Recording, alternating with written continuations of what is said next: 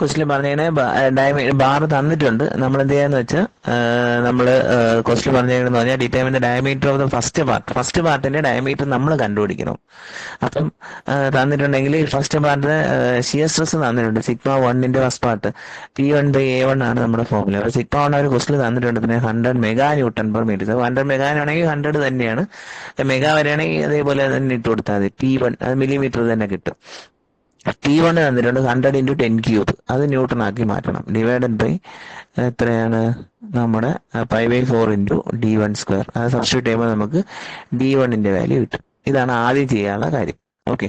രണ്ടാമത് അവർ ചോദിച്ചിരിക്കുന്നത് also find the total elongation. Delta L equal എന്താണ് P/E × നേരത്തെ ചെയ്ത പോലെ തന്നെ L1/A1 + L2/A2 plus L3/A3 direct substitution ആണ്. അപ്പൊ പി എത്രയാണ്? ലോഡ് 100 × 10³ ആണ്. യങ്സ് മോഡുലസ് 290 ജിഗാ പാസ്കൽ ആണ്. ജിഗാ പാസ്കൽ ആണെങ്കിൽ ന്യൂട്ടൺ ആക്കാൻ 290 × 10³ ഇട്ട് കൊടുത്താൽ മതി. ഓക്കെ. L1/A1. L1 എത്രയാണ്?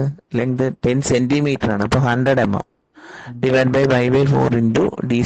d1² നമുക്ക് ആൾറെഡി ക്വസ്റ്റിൽ കിട്ടി അല്ലെ, 35 എന്ന് പറഞ്ഞുള്ള സംഭവം മോളിൽ നിന്ന് കിട്ടി, അത് കൊടുക്കുക. പ്ലസ് L2 എത്രയാണ്? 15 സെന്റിമീറ്റർ. അപ്പൊ 150 mm ഡിവൈഡ് ബൈ 100². 10 സെന്റിമീറ്റർ ആണ് ഡയമീറ്റർ. അപ്പൊ 100² പ്ലസ് മൂന്നാമത്തെ എന്താണ്? 15. 150 ഡിവൈഡ് ബൈ π/4 × എത്രയാണ്? 8 സെന്റിമീറ്റർ. That is 80². ഇത് ചെയ്യുമ്പോൾ നമുക്ക് എന്ത് കിട്ടും? എന്റെ ആൻസർ കിട്ടും.